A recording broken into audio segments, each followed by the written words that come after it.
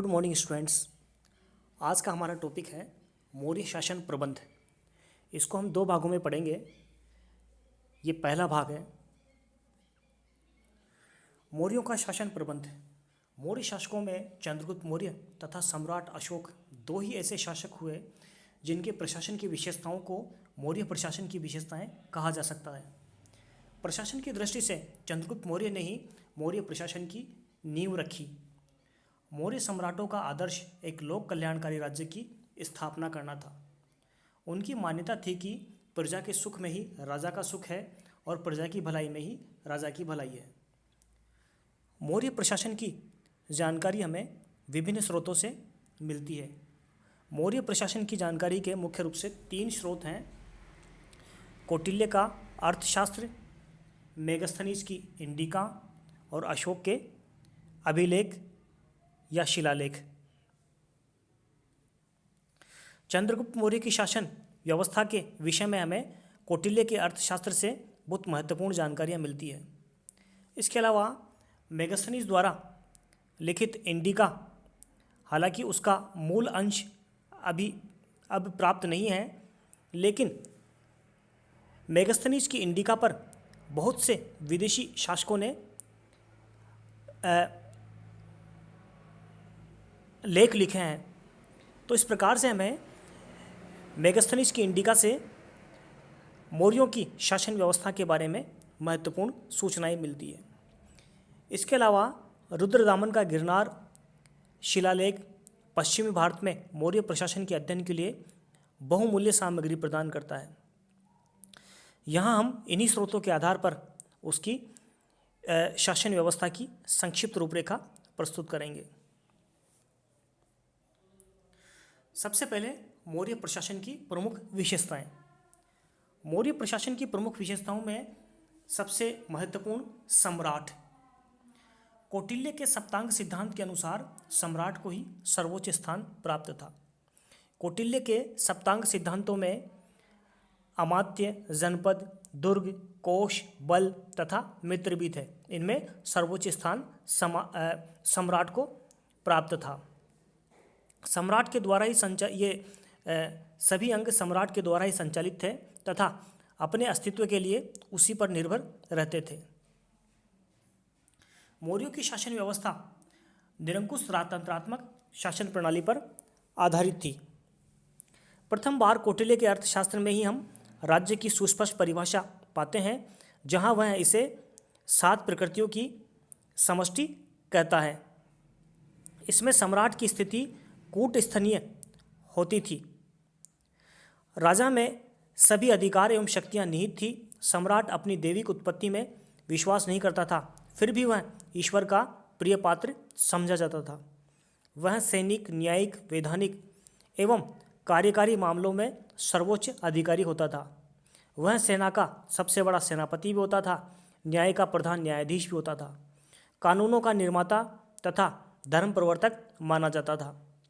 शास्त्र तथा राजा के न्याय में विरोध होने पर अंतिम को ही प्रमाण माना जाता था, अर्थात राजा द्वारा किए गए न्याय को ही प्रमाण माना जाता था। वह साम्राज्य के सभी महत्वपूर्ण अधिकारियों की नियुक्ति करता था और इस प्रकार वह प्रशासन का प्रमुख स्रोत था। इसके बाद अमात्य तथा मंत्री परिषद। सम्राट अपने कार्यों में अमात्यों, मंत्रियों तथा अधिकारियों से सहायता प्राप्त करता था। अमात्य एक तरह से सचिव एक सामान्य संज्ञा थी जिससे राज्य के सभी प्रमुख पदाधिकारियों का बोध होता था। ये सार्वजनिक कार्यों में सम्राट की सहायता करते थे। उनकी संख्या यद्यपि कम थी, तथापि वे अत्यंत प्रभावशाली थे। प्रशासन के प्रमुख पदाधिकारियों का चयन उन्हीं के परामर्श से किया जाता था। परंतु ये सभी मंत्री नहीं होते थे। वह अपने अमात्यों में से जो सभी प्रकार के आकर्षणों से परे हुआ करते थे, मंत्री नियुक्त करता था।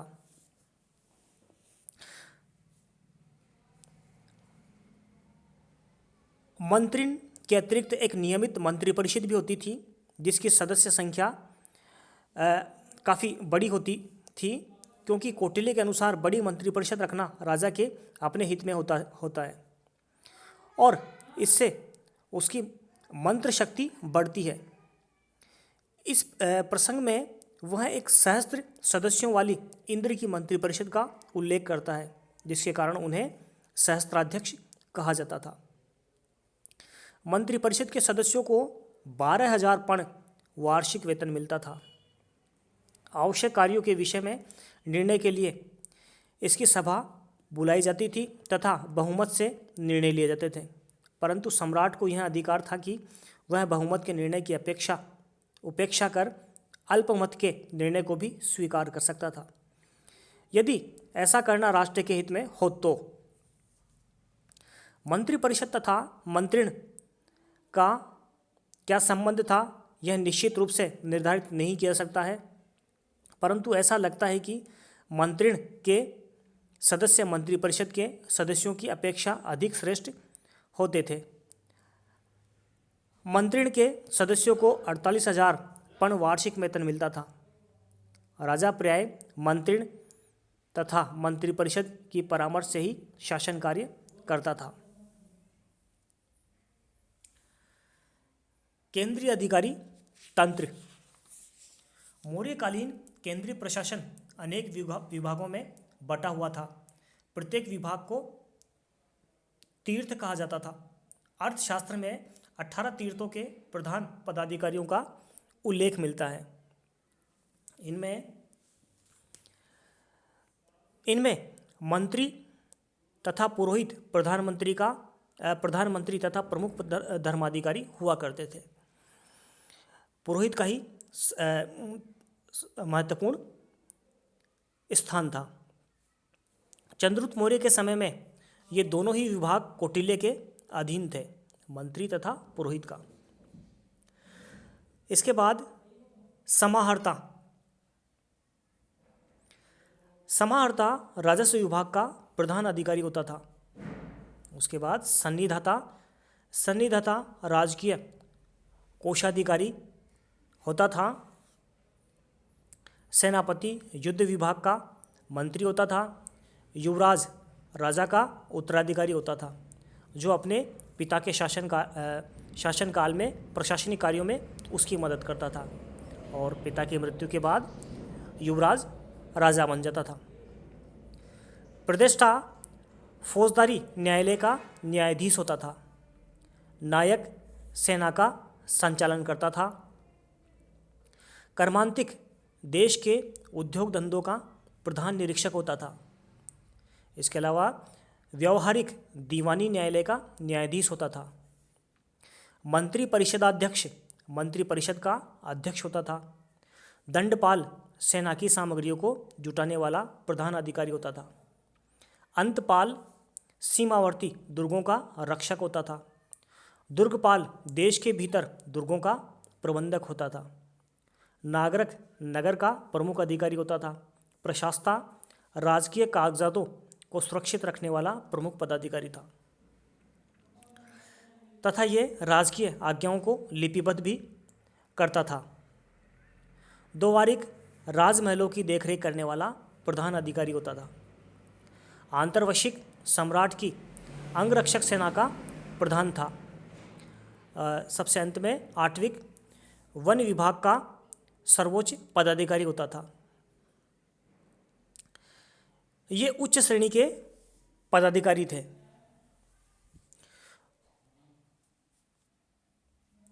इसके अलावा इन पदाधिकारियों के अतिरिक्त अन्य पदाधिकारियों का भी उल्लेख हमें अर्थशास्त्र में मिलता है।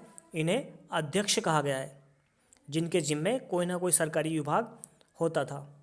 अर्थशास्त्र में विभागीय अध्यक्षों तथा इनके कार्यों की एक लंबी सूची हमें मिलती है। संभवतः इन अध्यक्ष को ही यूनानी लेखकों ने मजिस्ट्रेट कहा है। इसमें कुछ इस प्रकार से है।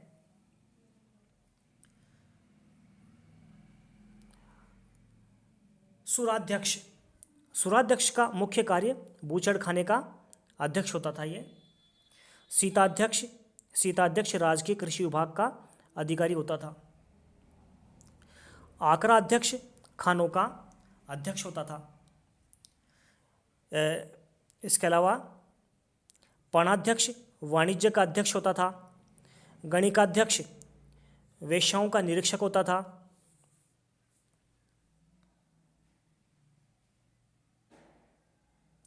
इसके अलावा लक्षणाध्यक्ष छापे खाने का अध्यक्ष होता था, जहां मुद्राएं छपा करती थी।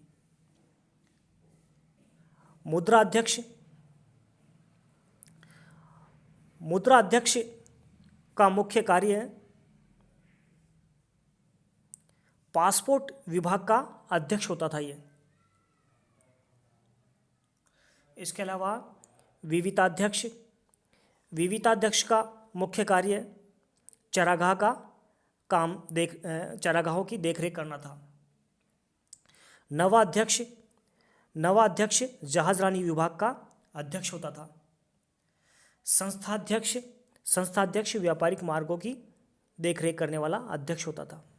इसके अलावा देवताध्यक्ष धार्मिक विभागों का अध्यक्ष होता था। पत्तनाध्यक्ष बंदरगाहों का अध्यक्ष होता था। गोवाध्यक्ष पशुधन विभाग का अध्यक्ष होता था। इसके अलावा लोहाध्यक्ष धातु विभाग का अध्यक्ष होता था। सूत्राध्यक्ष कताई बुनाई विभाग का अध्यक्ष होता था। ये प्रमुख अध्यक्ष थे। मौर्यों के केंद्रीय प्रशासन में अध्यक्षों का महत्वपूर्ण स्थान था। इन्हें लगभग 1000 पण वार्षिक वेतन मिलता था।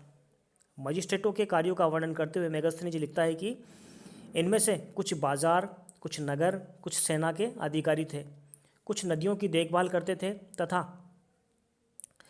बंदरगाहों की भी देखरेख करते थे। ये आखेटकों के अधिकारी भी होते थे तथा उन्हें पुरस्कृत तथा दंडित करने का भी अधिकार होता था। वे कर संग्रह करते तथा भूमि संबंधी व्यवसायों जैसे लकड़ी काटना, बढ़ईगिरी, पीतल तथा खान के कार्य करने वालों का निरीक्षण भी करते थे। वे सार्वजनिक मार्गों का निरीक्षण भी करते थे तथा दूरी बताने के लिए प्रति 10 स्टेडिया पर स्तंभ स्थापित किया करते थे। जो नगरों के अधिकारी थे वे 5-5 सदस्यों वाली 6 परिषदों में विभक्त थे। इस प्रकार से इन अध्यक्षों के कार्य थे। अगला है अन्य महत्वपूर्ण प्रशासनिक अधिकारी। इन अन्य महत्वपूर्ण प्रशासनिक अधिकारियों में हमें अशोक के तृतीय शिलालेख में 3 पदाधिकारियों के नाम मिलते हैं। इन 3 प्रमुख पदाधिकारियों में सबसे पहला है युक्त।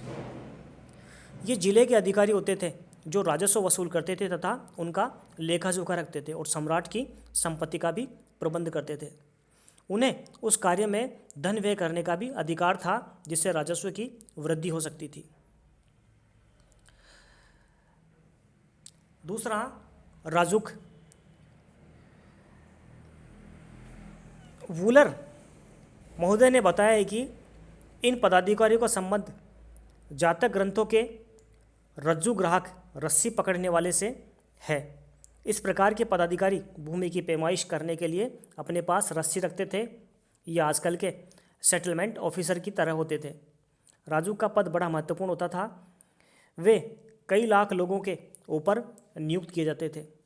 अपने चौथे स्तंभ लेख में अशोक राजुकों में पूर्ण विश्वास प्रकट करते हुए कहता है कि जिस प्रकार माता पिता योग्य दात्री के हाथों में बच्चों को सौंपकर आश्वस्त हो जाते हैं, उसी प्रकार मैंने ग्रामीण जनता के सुख के लिए राजुकों की नियुक्ति की है।